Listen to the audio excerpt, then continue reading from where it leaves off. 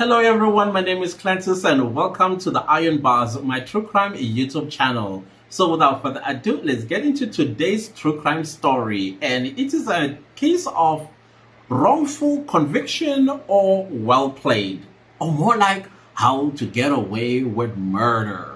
But anyways, we are going to be talking about the true crime story of Thandi Maqubela. So I remember when the story of Thandi Maqubela broke out in the year 2009, I think it was around June, July or so. I was living in Durban with my aunt, and I remember saying to her, I bet this is a case of life insurance murder. So she was like, what is life insurance? I thought life insurance was about us paying funeral plans and all of them. Like, no, it's far deeper than that. It is more like, even though I did not have full information about it, because I think at that time it was something that was creeping into the South African working class community. And I remember very well, I used to watch a lot of channel 171 where I would hear about life insurance murders, and I thought, oh my goodness, it is now here in South Africa. But I wasn't sure if it was indeed that. The reason why I thought it was that is because while the police were busy investigating, there came a point where 4.1 million rand life insurance was mentioned. I think I remember that being said, or something about the last will and testament that popped up. And then I thought, okay, maybe this is definitely life insurance policy murder, but let's hear the details as the case was going to go to trial at some point. I did follow the trial for a while, but I did end up giving up because of other things that appeared in my life, and so I couldn't follow the case no more. But now that I have full information of everything that took place back in 2009 all the way to 2014, when it was finally finalized and with all the facts on the table, also with thought, and then I'm now able to sit down here and tell you this story. So now Thandi Maqubela is a very beautiful lady as far as I can tell, very stylish. She was a pleasure to watch, even though she was an accused, with all the fashion. That woman was on T when it came to fashion. It looked as if she was walking out of a New York or Milan or London or Johannesburg fashion week every single time she appeared in court. And every single time I'll be like, wow, this lady is beautiful. And of course, many South Africans were not very impressed with the way she carried herself, considering the fact that she was accused of murdering her husband. But now, who is this husband of hers that she is accused of killing? His name was Judge Patrick Maqubela. So Thandi Maqubela is the eldest of 7 children. She comes from a family of 2 parents. However, the household was quite religious, strictly religious, by the way, and patriarchal structures were quite clear both at home as well as in the church. So I did come across an article where a Mrs. Smith, who is a social worker that was assigned to her basically to capture the type of person that Thandi Maqubela was. This is during her trial. This report was going to be handed over to the judge as part of mitigation of sentence. And as a result of that, these are some of the things that I picked up, some of which I found myself in, and I was able to finally describe the type of person that I am, because I am a recluse at the end of the day. I am terrified of people. And you'll find out in this assessment by the social worker why is that so. I couldn't explain it before, but now I think I can. And this is what basically the social worker said, and I'm going to read everything in verbatim. So in my notes, basically this is what I said. According to the social worker assigned to Thandi Maqubela during her trial, described her as a person who developed an anxious, ambivalent attachment style in her relationships as a child. And in my mind, I'm like, what is an anxious ambivalent? Of course, I looked it up, and this is basically what it is, because I was like to myself, I see myself in this. What's happening? So basically, it is an interpersonal or relational style characterized by hesitancy in forming deeply committed relationships in the case the partner leaves or abandons the individual. Sounds like they're describing me here. Then basically the definition continues to say it is one of 4 emotional attachment types that can be best described as an insecure relationship that children develop earlier on with their primary caregiver. Individuals with anxious ambivalent attachment hold a negative self-image and a positive image of others, meaning that they have a sense of unworthiness but generally evaluated others positively. That is so me. That, in a nutshell, that is me. So then I now know what is my issue. I have an anxious and ambivalent style of character or something like that. What attachment type.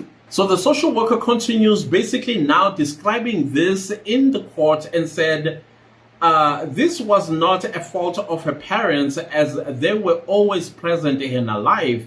However, the apartheid regime, which did not allow black families to focus on emotional needs and relationships with their children because they were in constant survival mode. I remember this so well with my own parents, especially my mother, because my parents were deeply involved in the anti-apartheid struggle, and they were always living on like a survival mode. There was always meetings at my home, I remember very well, and they would sing struggle songs and things like that. I remember when somebody came running to my mom and told her to pack up the boys, meaning my brother and I at the time, and flee, because there was a group of people that were coming basically to burn us because we were part of the anti-apartheid regime protesters or something like that. These are my parents. And so we were up and we were gone. And I think I remember, I've shared this before, that we ended up in Swaziland. Back then it was called Swaziland. Today it's called Eswatini. It's a country that is next door to South Africa. And we lived there for 4 years without my mom, because she had to go back to South Africa to continue with this this battle. There were times where my brother and I would be told that there are a chance that we'll never see her again if the apartheid regime caught up with her and basically killed her or jailed her. So we stayed there not knowing whether we were going to see our mother or never see her again. So I think maybe that is why this anxious ambivalent attachment style thing comes from, because I am very distrusting of people. Like I said earlier, I'm terrified of people, but at the same time I want companionship, I want love, I want to be around people. That is why I always describe myself as a person who has who's an introvert but with great social skills. I think my social skills comes out when I really need to be around people and I want people to like me, and I always see positive in other people, but when it comes to me, I feel a sense of worthlessness. I don't know if that makes sense. So I understand Thandi Maqubela so well in this when the social worker described her. But this is not about me, it's about Thandi Maqubela. So let's get back to her. This relationship pattern translated to a preoccupied way of relating in relationships as an adult with wanting to keep a person close. Trust and believe me, when I am in some sort of companionship, I want the person close. So close that I almost feel like I'm obsessing over the person, when in fact I'm not. I'm just scared to lose them. And then he continues and says, and being hypersensitive to even minor perceived changes in the relationship. Like for me, if I'm going to be in a relationship with you and then you don't look at me the way you used to, I'm already worried. If you no longer touch me the way you used to, I'm already worried. If you don't have the same tone of voice that makes me feel all fuzzy inside, trust and believe me, something is wrong. And then the social worker continues to describe this type of, I don't know if you call it mental health issue. When the attachment system is activated, it triggers and hijacks the brains to re-establish the connection to the person who is perceived to be slipping away. Oh my gosh, this is me. I would do anything and everything. I would go bring the moon if I had to make things go back to the way they used to be. Oh my goodness. I hope you are listening to this anxious, ambivalent attachment style, because it plays a major role in this case. And I hope you are able to connect this with what is going to go on in this true crime story. But I thought, let me just also introduce myself as an anxious, ambivalent, attachment style type of character. This is the first time I'm able to make sense of how I feel about myself. And then the last paragraph is, this type of impulsive, desperate protest behavior could be perceived as obsessive by outsiders. That is so true. People might think, oh, you are being obsessive, when in fact it is the fear of losing something that I care about so much, usually an individual. So that is why I decided it's best to be a loner. It's best not to be in a relationship, because I cannot. For me, I don't have that strength to be begging, and if things change, bye.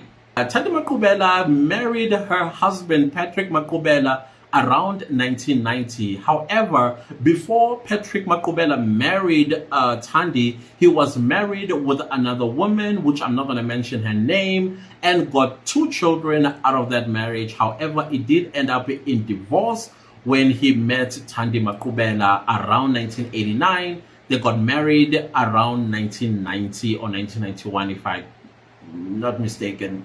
No, around 1991. Thandi Maqubela was a qualified nurse when she met the young lawyer by the name of Patrick Maqubela. Patrick Maqubela was also involved in the anti-apartheid regime and found himself several times in jail under the Security Act of Apartheid, because he used to legally represent anti-apartheid struggle heroes that were charged either with treason or one thing or another. When the apartheid regime realized that he was actually a dangerous mind in the black community, they then felt that they needed to also arrest him and throw him in Robben Island. So as a result of that, he also became a struggle hero against apartheid regime. So around 1994, after South Africa just got into democracy and apartheid was a thing of the past, this is when he opened himself a law firm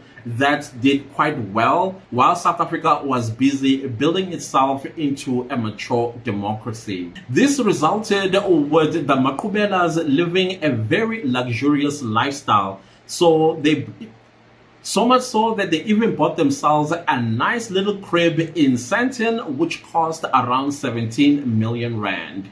Of course, being a struggle hero himself, he then started rubbing shoulders with big shots in the governing party, even being friends with the then Minister of Justice and Constitutional Development, Jeff Radebe. The marriage between Thandi and Patrick Maqubela produced 2 daughters. However, around the year 2005-2006, Thandi Maqubela noticed a difference in her marriage. Remember, people that have that condition, the anxious ambivalent attachment style, we check for everything that we are in a relationship. We check for everything that used to happen in a relationship and no longer does. So Thandi noticed that things have changed. Her husband was no longer looking at her the way he used to, speaks to her the way he used to.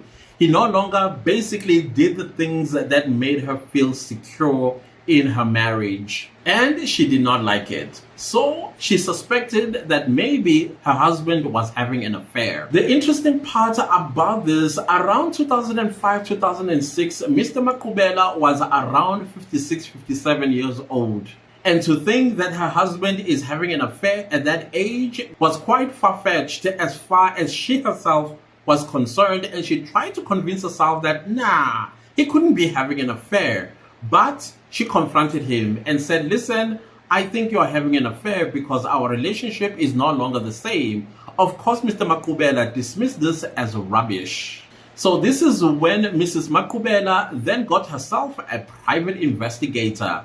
She wanted the private investigator to go all in his investigations about finding out if her husband is having an affair on her. Well, the private investigator did not only have some dirt on her husband, but he came up with receipts, proof, in forms that you will never imagine they would come in.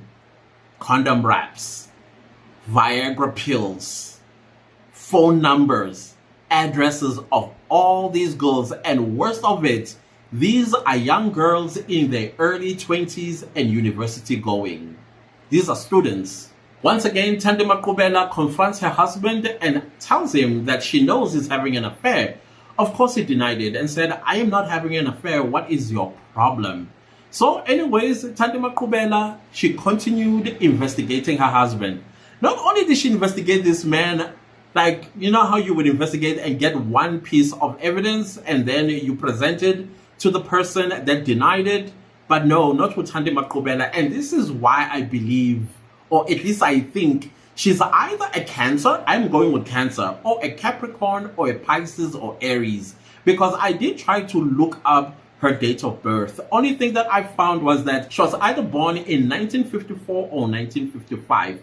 But I don't know which month and which dates, which could actually give me the perfect zodiac sign. But unfortunately, I can only guess that she's a Cancer. Because she did not just stop there. She did a Cancer thing. She investigated this guy not only for one piece of evidence or two or three.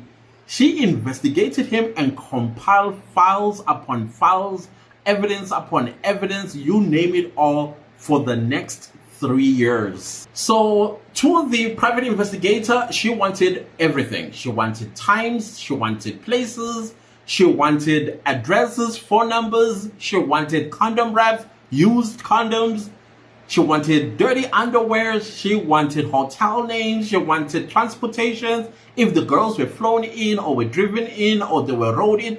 She wanted to know everything. She even wanted the private investigator to even take photos of her husband naked in bed with these girls, so that when she presents this evidence to him, he will be tongue-tied. So not only did she have her husband tailed, but the girls as well.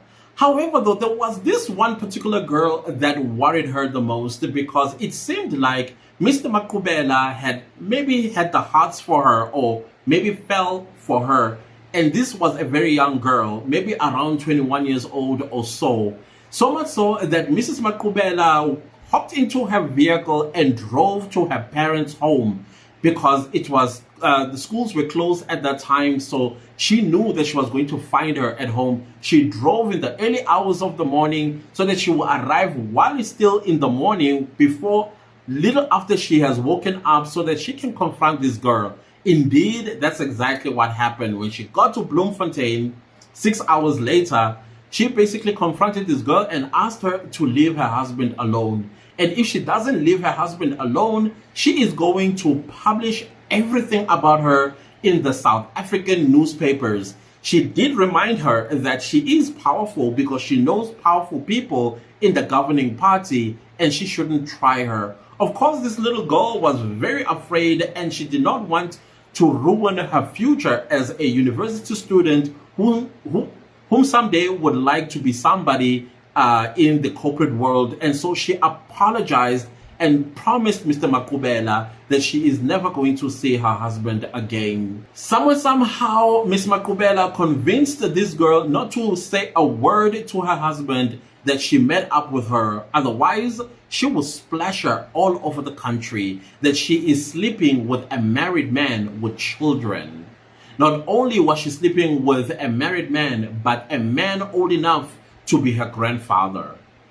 Well, I guess this girl did hear but not necessarily heard what Thandi Maqubela had threatened her with, because somehow she did continue with the relationship with Mr. Maqubela. I'm not quite sure. Maybe it's because of the lifestyle that Mr. Maqubela was providing for her as a university student. Trust me, a person who's been a university student poverty is real. It's just that some of us were just guys. We couldn't do some things other girls do to basically survive in university, which I do not, for as long as I am alive, can ever support that you have affairs with married men to take care of you, to chase away student poverty.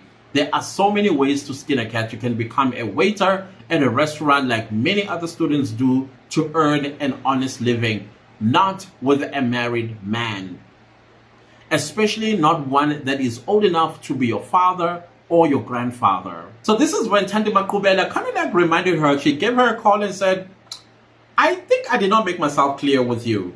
If you are not going to leave my husband alone, I'm going to do exactly what I said I was. So this girl was quite shocked to find out, or at least to learn, that Maqubela not only knows her home address, but also has her cell phone number. And so she was like, I'm so sorry, I'm done for real, I'm done. And that is how she ended her relationship with Mrs. Maqubela's husband. But of course, she had a lot on her plate, because this is not the only girl that he was having an affair with.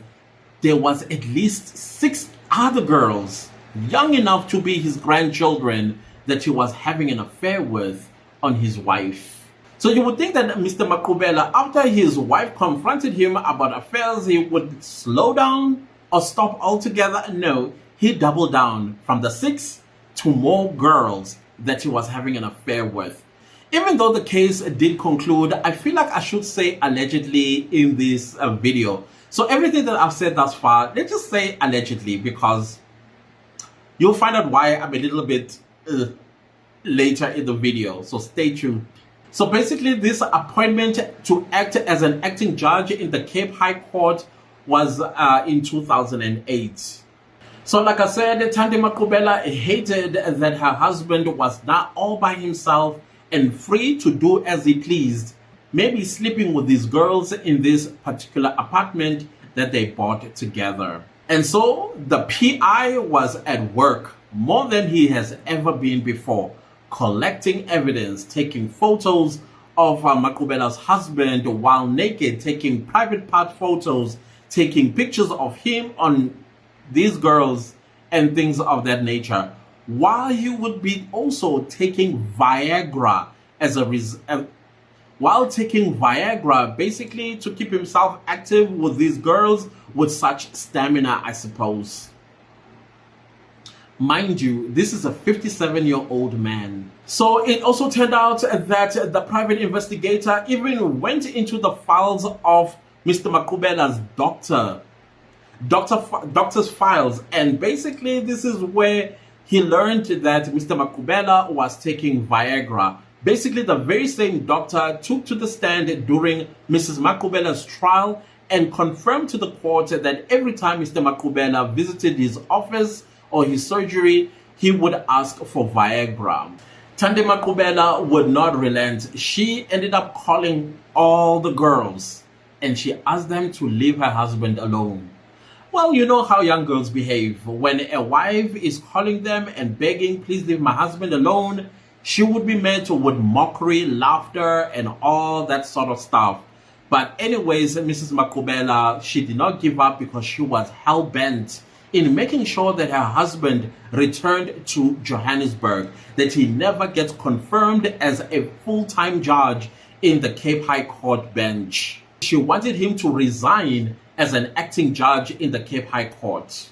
So one of the girls that refused to leave her husband alone, Mrs. Maqubela, sent her an SMS basically showing her, I think, a picture of her filthy underwear and said she is going to publish this for all of South Africa to see. So basically, this is how the SMS read. It was even read in her trial by the state, which said, I found your filthy underwear, and if you don't stop seeing my husband, you will regret it. So the girl thought, if she says I will regret it, she didn't know how. How will I regret it? Will she go to a sangoma and bewitch her? or maybe she was going to publish the photos on newspapers. She was not sure, but what I understand is she did leave her husband subsequently for fear of her life. So now it is 2009, and it's been 3 years that Thandi Maqubela and her private investigator have been collecting evidence on Mr. Maqubela's activities in Cape Town with young girls. So Thandi Maqubela realized that her husband was nowhere near stopping his affairs, and she has been on this for the past 3 years, hoping that he would change and come back to her. So Thandi Maqubela then devised a plan for her mission to get her husband to resign from work as an acting judge in the Cape High Court. This is when she started releasing bit by bit of the evidence that she had of her husband. Used condom wraps, pictures of her private parts, pictures of his private parts, and send them to friends, family, and colleagues, basically to show them this is the type of person that she is married to, in the hope that the husband will collect himself together, stop the nonsense, resign from the Cape High Court, and return to Johannesburg in shame. But Mr. Maqubela was not moved or shaken. He continued with his affairs. However, he did complain to some of his friends, including Jeff Hadebe, that he is tired of Thandi. Thandi Maqubela's biggest mission was to make sure that her husband is not appointed full-time judge in the Cape High Court. So she would do anything and everything to stop that process. You know, I kept thinking about the minister's face when he got pictures of his friend's private parts, how he must have reacted. For me, I think that was a cry for help, hoping that somebody would say, hey girl, come here, let's have a chat. But seemingly nobody cared. Nobody cared that her husband was having affairs. Nobody cared that he was naked in front of 20-year-olds. Nobody seemed to come to her rescue and listen to her problem with her husband, or try to bring them back together and fix things as a married couple, or whatever the case is. So this frustrated Thandi Maqubela because her first mission or her plan failed. This is when she resorted to plan B. I think with Mr. Maqubela himself, he did have a sense of embarrassment, but he was also adamant about his infidelities. At 57, you would think that you would be thinking about retirement not so long to come. You'll be thinking about your children that are growing, going to university, or already graduated from university. Or maybe you'll be thinking about I don't know. You'll be thinking about something at that age. You would not be thinking about zipping down your pants to a 21-year-old. That's disgusting. So Thandi Maqubela's plan B was to basically get Mr. Maqubela's best friend, who is the Minister of Justice and Constitutional Development. Basically, this is the man who can make it real for Mr. Maqubela to be appointed full-time in the Cape High Court bench. And Mrs. Maqubela was like, I gotta meet with the friend and let him know what sort of a man Mr. Maqubela is. I think she was going along the lines that to be appointed as a full-time judge, number one, you need to be fit and proper. Now, fit and proper does not only mean that during your legal career, you did not commit crimes, you were not corrupt, you did not do anything that will compromise the legal fraternity. But it also meant as a man, as a human being, as a husband, as a father, and as a member of society. What sort of a person are you? So if you are having affairs and you are having things that you're not supposed to be having, that is not a person to be appointed onto the bench of any high court in South Africa. So basically that was her aim, to basically tell Jeff Hadebe that this is not the man that should be appointed full-time on the Cape High Court bench. So this meeting was set for the 3rd of June 2009. So after setting a meeting for the 3rd of June 2009 with the Minister of Justice and Constitutional Development, Jeff Hadebe, who's also the best friend of Mr. Maqubela, she made another appointment with a newspaper, a very popular newspaper here in South Africa called The Sowetan. Basically, she went to the Sowetan with her files of evidence against her husband and basically put them on the table to the editor and said, well, do as you will with this information. My husband is a scumbag of the earth. I'm trying to expose him. Please publish this in tomorrow's newspaper. And of course, she left the Sowetan thinking that the following day it's going to be an explosion for Mr. Maqubela while she is having a meeting with the Minister of Justice. Well, the Sowetan was like, wait a minute, we need to go do our own investigations, because the last thing that we want is to go after an acting judge of a high court and the Sowetan gets sued by the judge. So they started making calls for him to make some comments on this particular information that they got from a reliable source, being the wife.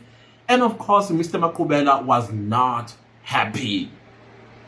Mrs. Maqubela booked a flight and flew to Cape Town, and she slept over at the luxury apartment with her husband, whom they had a huge argument about what she had done with the Sowetan. Of course, Mrs. Maqubela, as much as he's not shaken or moved with his infidelities, she was also not shaken or moved with what she had done. All she told her husband was, I'm tired. I'm tired. But she does not tell her husband that she is in Cape Town basically to meet with the Minister of Justice to talk about him. So Mrs. Maqubela's intentions was to basically shock South Africans when they woke up the next morning to find that a acting judge in the Cape High Court is having affairs with girls that are young enough to be his grandchildren. So indeed, on the 3rd of June 2009, she sits down with the Minister of Justice and Constitutional Development and best friend to her husband, Jeff Khadebe. And again, boom, on the table, she throws the files at him and says, this is the type of man you want to appoint, or you want to use your influence to have him appointed full-time into the Cape High Court bench. So Jeff Khadebe, of course, he was a little bit shocked and taken aback, even though he did get some bits and pieces of Mr. Maqubela's infidelity by sending naked pictures of him, pictures of girls and this and that. Now, she had the whole file since 2006 all the way to 2009, 3 years work, and say, there it is, these are the receipts, you cannot dispute this. Inside of these files, there were even statements or affidavits of all the girls that have had an affair with her husband, basically stating where did they meet, where did they screw, how they did it, when they did it, and the works. How much money he gave them, what sort of a lifestyle he provided for them, why they got themselves involved with a married man. I agree with her at this point. Like, if I were her,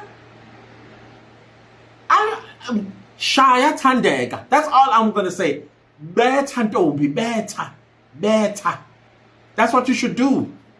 Seriously, I cannot imagine a 20-something-year-old girl having an affair with a man that clearly she sees is 2 or 3 times her age, and not think that this man is married, has kids, and that what she is doing with him is a potential home-wrecking activity. Hi, Shaya Tandek. Shaya. So Thandi was on her mission to get her husband back in Johannesburg, not in Cape Town, because when he's in Cape Town, she doesn't see what goes on. However, though, she does have eyes and ears on the ground, remember, in the PI. So Jeff Khadebe, during the trial of Mrs. Maqubela, he was asked if Mrs. Maqubela ever approached him. He admitted that indeed she did approach him, they did have a meeting, and she did complain about her husband's infidelity. And he says that he did call Mr. Maqubela and let him know that he and his wife met and she had all these files on him. 3 years of collecting evidence on his on her husband. Basically, Mr. Maqubela was shocked to the bone and even said, you see why I am tired of this woman? I want to divorce her, definitely. Jeff Radebe tells the media that Mrs. Maqubela was livid with her husband. So Patrick Maqubela was surprised to learn about this meeting. He knew that his wife was up to something when she just popped from nowhere, coming to Cape Town during the course of the week. Because sometimes she would come on a Friday and they would leave together to Johannesburg. But he could not particularly put his finger on what was she there for during the course of the week, only to find out from Jeff Radebe that she had come to have a meeting with him. This made him so angry that Mrs. Maqubela would be meeting with his friend like that without informing him. This is the point where Mr. Maqubela said he has had enough. So Mrs. Maqubela continued to stay with her husband at the luxurious Bantry apartment, where they had an argument overnight. On the 5th of June 2009, Mrs. Maqubela says she woke up in the morning with her husband asleep, but he looked very fine, and she went to the airport and flew to Johannesburg. From Johannesburg, she flew to East London, where she was headed to Qumbu. Qumbu is the homestead of Mr. Maqubela's home, where he was born and bred before he went to the University of Fort Hare in the Eastern Cape, and subsequently did his articles in Durban, and then came to Johannesburg with all the apartheid stuff that I told you about earlier, to a point where he started his own law firm after 1994. He became an advocate and practiced in the Johannesburg bar. Subsequently to that, he was appointed as acting judge in the Cape High Court in 2008. So when the state presented its case, it started at the luxury apartment that Thandi Maqubela appeared from nowhere, coming to Cape Town without informing her husband that she was coming to Cape Town. And so when she got to Cape Town, she met with the minister without even informing her husband. And then when she returned to the apartment on the 4th of June 2009, she and her husband had an argument. Of course, I think the argument was around Jeff Radebe, as well as the infidelity, as well as the files, and probably the judge even made threats or probably promised her that he needed a divorce. So basically, the state was painting Mrs. Maqubela as a woman scorned. So the state continues to tell the court that Mrs. Maqubela got so angry, probably when Mr. Maqubela promised her a divorce, she went and got herself a hitman. The man that was duped as a hitman by the state was a Vela Mabena. Now, Vela Mabena is Mrs. Maqubela's business partner, or somebody in the business of long life. This is the type of business that Mrs. Maqubela was in. She was selling long life as a salesperson, and she basically was thriving in that business, so much so that she was even making 7-figure income. So Vela Mabena was one of either the people that she recruited, or business partner or associate. And basically Vela Mabena did testify in court that the reason why he went to the apartment in Bantry area was because he went to fetch a book from Mrs. Maqubela. And indeed, the lobby cameras of the apartment does show him come into the apartment.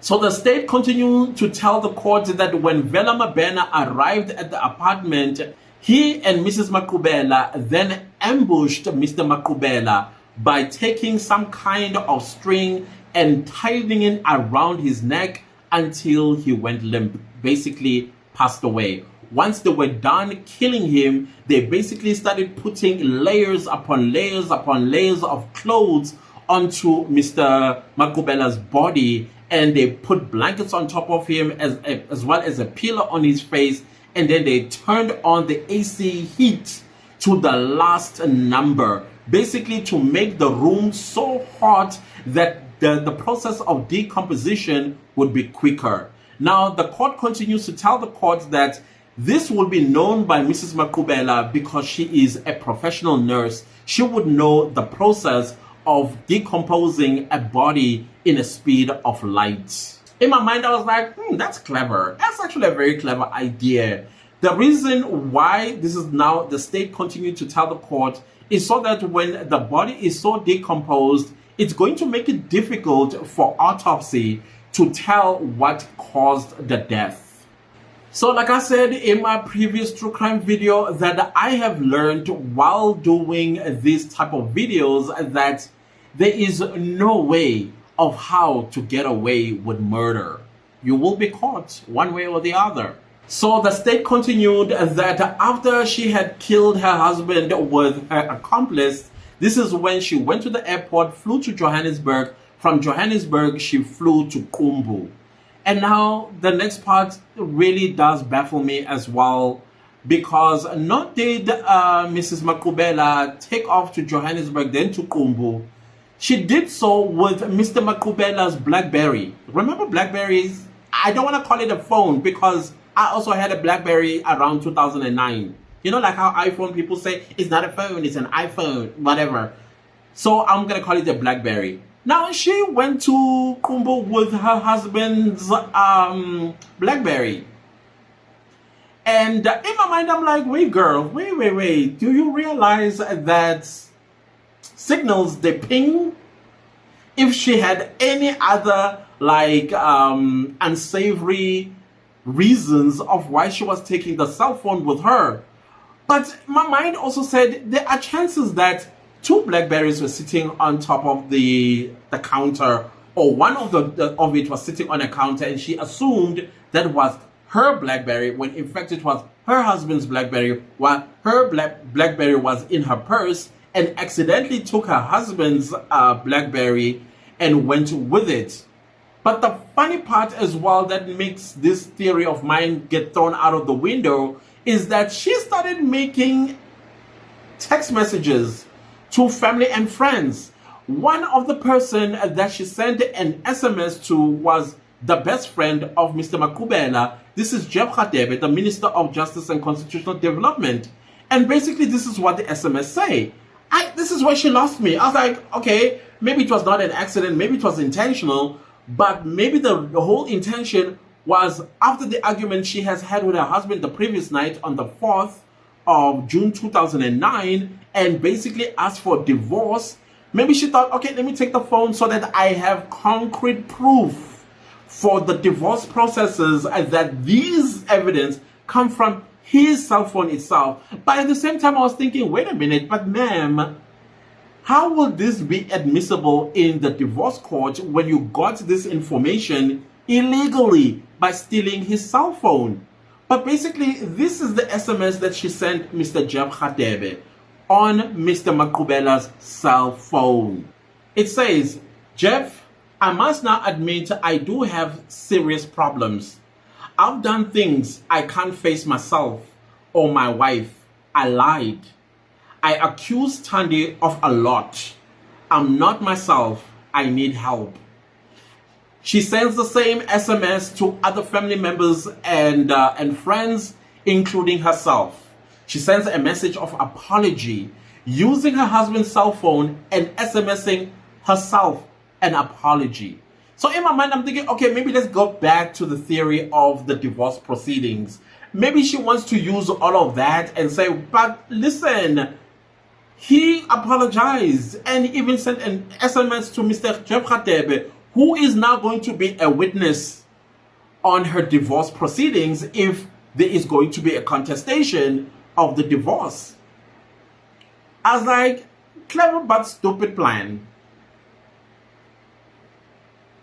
Why I call it stupid plan is because the cell phone of Mr. Maqubela is pinging along the same time as a cell phone. It made no sense that Mr. Maqubela's cell phone, it is sending SMSs on the same network tower as her own cell phone. The only time Mr. Maqubela's cell phone is supposed to be pinging, it is between his apartment and the Cape High Court, or along the way between the Cape High Court and his home, not in Kumbu. Why did Mrs. Maqubela did not think about that part of technology that you can get caught out with this lie? Of course, the state used this as an ace up their sleeve, probably even chief witness, and indeed she intended on killing her husband and creating alibis for herself. So of course, like I would have expected it, the state did collect all the data of the cell phone pinging in Mqumbu, both her own as well as of her husband, and all the messages that were sent from her husband's phone to people. Not only that, she was sending SMSs to people using her husband's BlackBerry, but also whenever Mr. Maqubela's phone rang, she would respond by sending an SMS, something that Mr. Maqubela is not known for.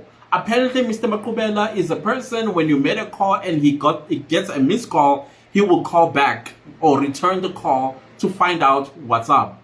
Now, he would not respond by sending you an SMS. So this made a lot of people that know Mr. Maqubela taken aback a bit and like, but that doesn't sound like him. He does not respond with an SMS. So some people started thinking that maybe something isn't right, because on Friday, the 6th of June 2009, Mr. Maqubela will not appear at work. So in her defense, Mrs. Maqubela took to the stand and basically said on the 5th of June 2009, she woke up in the morning, very early in the morning, because she heard an early flight. She left her husband sound asleep. He was fine when she left. And she went to the airport because she knew from the airport in Johannesburg, she had a connected flight to East London to Mqumbu. Apparently in Mqumbu, there was going to be a family meeting where Mr. Maqubela himself was to arrive the following day. This is the 7th of June, which is a Saturday. But she stayed at Mqumbu and made a call to Mr. Maqubela, basically to say, hey, make sure that you are here tomorrow. The family is waiting for us. But Mr. Maqubela will not answer the cell phone, to her annoyance. And then she packed up and left and said, if Mr. Maqubela is not going to come tomorrow, there is no point of me being here. So then I was asking myself, what family meeting is this? Then I thought, okay, come on. There is a battle between the husband and the wife. Probably the husband did contact the elders in the village and say, I cannot take this anymore with my wife. She has gone and done the worst. She's been investigating me for the past 3 years. She went and had a meeting with a whole minister in government about me and making sure that she is blocking my full-time appointment into the Cape High Court. And of course, the elders will call a family meeting between the two parties. And so she had gone there because she was anticipating that meeting. But Miss Maqubela did what when she realized that Mr. Maqubela was not answering his cell phone, which she had with her? She then went back to Johannesburg. She booked a flight and went back to Johannesburg. But the state dug into the records of that particular flight that she took from East London to Johannesburg, and they discovered that that flight was booked while she was in Cape Town. Now, how did she know that her husband was not going to come to the meeting the following day when she booked that flight while she was in Cape Town from East London to Johannesburg on the 5th of June, on the 6th of June 2009. So once again, the state put that evidence, which was starting to look like the state had overwhelming evidence against Mrs. Maqubela. Come on, even yourself, as you're listening to this, you're like, girl, you're in trouble. So for me, I kept thinking while I was listening to both the state as well as Mrs. Maqubela, that there's a chance, maybe 1 in a million, where Mr. Maqubela was having a bad day at the same time as his wife having a bad day, where she had an argument with her husband the previous night. She ended up taking his BlackBerry with her for whatever reason. I still think it was for court processes after he asked for a divorce. And then, boom, she hears that her husband is dead. The SMS thing was the one that gave it away, that Mrs. Maqubela had intentions of killing her husband, because Mr. Maqubela is known to be a person that returns calls. This is also a testimony of his friend and colleague at the Cape High Court, who was worried about him when he did not turn up at work on Friday, the 6th of June 2009. Mr. Maqubela never missed work, not even once, not even when he had a flu or a cold or anything that should have made him sit at home and recuperate. He was committed to his job. Remember, he had the ambition of getting full-time appointed into the Cape High Court bench, so he did not want to jeopardize those chances. So Mr. Maqubela's friend and fellow judge was quite concerned, so much so that he thought, okay, I would leave Friday and Saturday, but Sunday, if he's still not answering his phone, I am going to go to that apartment in Bantry Bay and basically find out, bro, what's up? So on Sunday, that's exactly what the judge friend and colleague does.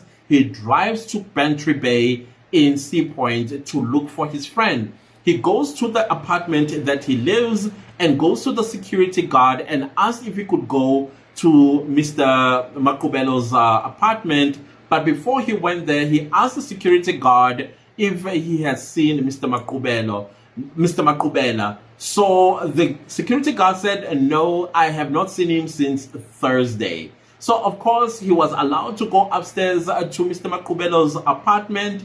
He knock, but there's no answer. He continued to knock, but there was no answer. So he went back downstairs to the security guard and basically asked for permission if he could knock down the door.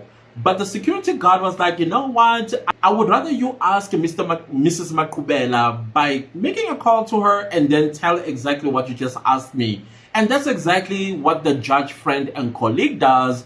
Calls Mrs. Maqubela and tells her that, hey, I'm here at your apartment. I am looking for your husband, whom I have not seen since Thursday. Mrs. Maqubela was like, oh, okay, cool. And then how can I help? And this is when the judge friend and colleague tells Mrs. Maqubela that he would like to break down the door and see if in case her husband was having a medical condition or another that may have incapacitated him from answering the door. Mrs. Maqubela thought, it's a brilliant idea, why not? Knock down the door and find out if my husband is okay. And that's exactly what he does. He goes back upstairs with the security guard, knocks down the door, and then they go straight to the bedroom to look for him, and they come across a gruesome sight. But at first, the gruesome sight did not look anything suspicious. However, when they entered the room, they entered a room that was super hot. So they saw there was a pillow on top of what looked like his body. They removed the pillow, and indeed, as whoever may have planned this to the T, that if you turn on the heat and you put the body with multiple clothes, the state of decomposition would be quicker, because Mr. Maqubela was badly decomposed when his body was found by his friend and a colleague, together with the security guard. Of course, the police were called, and upon their investigation, on the face of it, they thought, oh, maybe he had a natural cause death, and they wanted to rule it that way. However, they still had a bit of a little teensy-weensy doubt, so they continued to make investigations, which took a whole year of investigations to basically find out if there was anything that screamed murder. So after thorough investigations, this is where the investigation pulled up the cell phone towers, the SMSs, the phone calls, evidence of a woman scorned with all the evidence that she had on her husband, which gave motive. So as a matter of fact, the police felt that they had overwhelming evidence against Mrs. Maqubela. This side, the Maqubela sons, remember Mr. Maqubela was married once, and that marriage bore 2 boys, and he has 2 girls with his current marriage. The 2 boys discover that there is a last will and testament that their father left. However, though, that last will and testament, it does not include them as people who are going to benefit from his late estate. So upon digging, the boys discovered that actually their father died intestate. Basically, it means he died without a will. So for the police, that was a major problem. And as a result of that, they were convinced that Mrs. Maqubela is indeed the mastermind behind Mr. Maqubela's death. And as a result, she was arrested and charged with forgery and fraud. Because the last will and testament, it was her who drew it. And in it, she made herself the majority beneficiary, meaning it is 100% right, 50% goes to her, and the other 50% is going to be shared between two daughters, 25%, 25% each. Come on, if you're a stepmother, please stop being evil. Honestly speaking, it's never going to work for you. Trust and believe me when I tell you. If you are a stepmother to children that are not yours, and you are cruel, it's not going to work for you.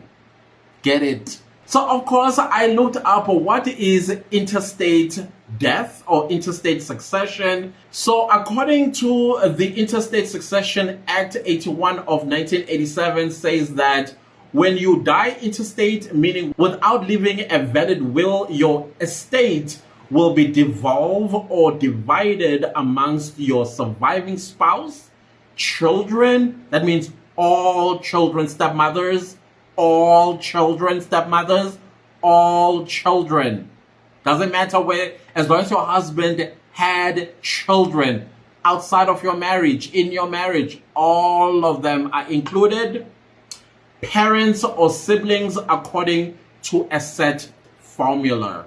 Mr. Maqubela's sons spoke fondly of him as a loving father who was supportive. There was no way that he was going to leave a last will and testament without including them in it. Like I said, Mrs. Thandi Maqubela looked gorgeous when she attended her trial.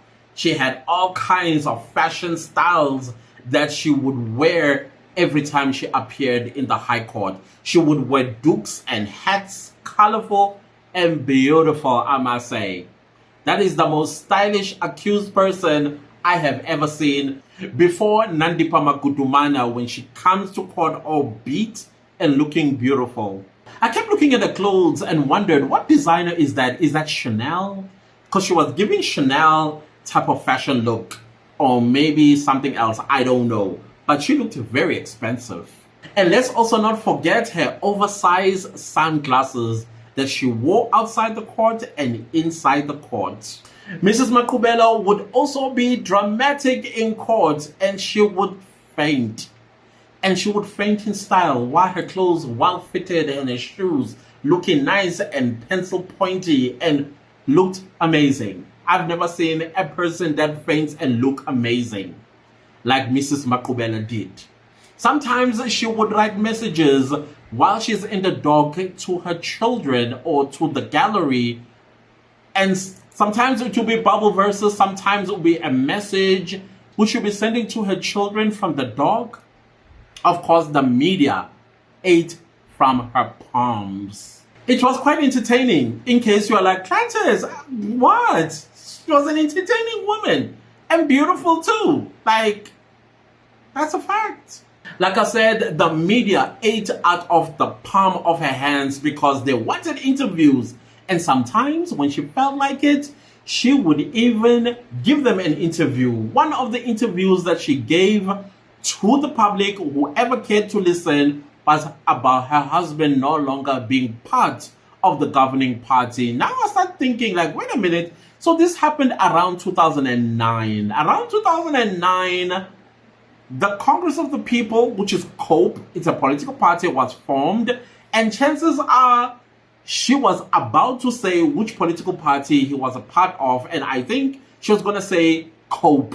So around the 30th of March 2014, Mrs. Maqubela, after the trial concluded, found her guilty as charged for the murder of her husband, as well as forgery and fraud in creating a last will and testimony of her husband. She was sentenced to 15 years for the murder and 3 years for fraud and forgery. Mrs. Maqubela would serve 4 years in prison before she approached the Supreme Court of Appeal, basically to overturn her 15-year murder sentence. And basically she protested her innocence, and the SCA, which is the Supreme Court of Appeal, agreed that her conviction was wrongful. The Supreme Court of Appeal found that Mrs. Maqubela was wrongly convicted by the Cape High Court. And in my mind, I was like, I don't know how the Cape High Court came to that conclusion, because Mr. Maqubela's body was badly decomposed, so much so that they couldn't tell what was the cause of his death. Now, when you have a conviction for his murder, to me, it did not make sense. However, though, I'm going to give you my thoughts at the end of what I'm going to say here. So basically, I took a small abstract from a newspaper, I think it was IOL, that said the Supreme Court of Appeal found that Thandi Cheryl Maqubela was wrongly convicted of murder in the death of her husband, Patrick Maqubela, in 2009 at their apartment in Bantry Bay. So basically, the conviction was on the 7th of November 2013 when she was basically convicted. If you ever wondered what happened to Vela Mabena, he was arrested, he was taken to court. However, due to insufficient evidence, he was acquitted. So Mrs. Maqubela was the only one that was attending the trial of her husband's murder, which is very interesting because the Supreme Court of Appeal looked at that as well and like, there is no evidence that showed that Mrs. Maqubela was the one that killed her husband. As a matter of fact, the Supreme Court of Appeal found that Mr. Maqubela probably died of natural causes. Exactly what I also thought initially, because the reason why I thought this was natural causes, let's start here. Number one, Mr. Maqubela was a 57-year-old man. Number two, Mr. Maqubela relied heavily on Viagra every time he would have an intercourse with a young lady. Third of all, being a 57-year-old man, he does not have the stamina of a 20-something-year-old girl that he can match in order for him not to put some strain on his heart or probably some part of his brain muscles or something of that, but I think the heart. And fourthly, when you are going to have high risk intercourse like that with a young person, there are many risks that you are putting yourself in. And on top of that, every time you are going to have an intercourse with 6 girls, that means 6 Viagra pills. Too much of anything, too much of water, too much of alcohol, too much of food is not good for the body. You are definitely compromising the body one way or the other. So that is why for me initially I thought, no, this man is because of the Viagra pills that he was taking every time he would do the deed with a 21-year-old. And I'm not sure how many times a day he would do this deed. I'm assuming probably it was twice, 3 times, sometimes maybe even 4 times a day, because he had more than 6 girls that he was entertaining. So in my mind, I was like, maybe the other theory of mine, the morning that Mrs. Maqubela left, he probably called another one and said, hey, come over, let's do our thing. And then the girl did arrive. And then because the young girls, once again, they got this stamina that an old man cannot match, maybe during the deed, he had a heart attack. Now, this girl, maybe a medical student or somewhere in the sciences at university, thought about the best way to get a body to decompose as fast as possible.